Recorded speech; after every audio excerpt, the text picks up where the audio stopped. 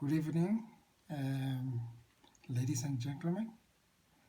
Today is the 26th of January 2018, and it's one of the most exciting days of my life.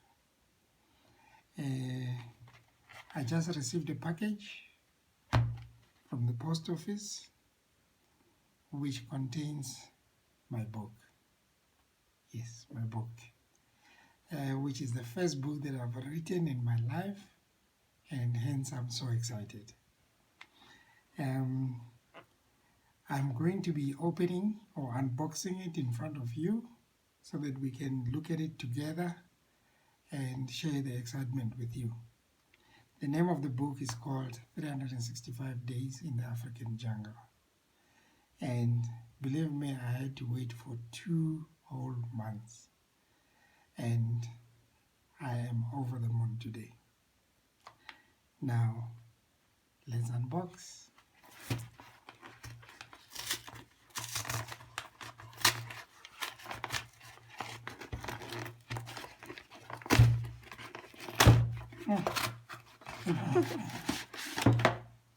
It's nice. Wow. I thought it was going to be bigger, but I think it's nice and portable to carry. So that, you know, when you're traveling, you can read. When you're on a taxi, or on a bus, or flying, you can read the book. This is how it looks in front. I hope you can see. 365 Days in the African Jungle.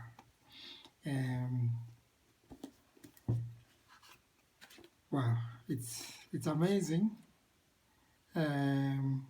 I've got an acknowledgements page, and it starts with the introduction. Then there is a story for each day. So there's actually 365 stories which talk about animals.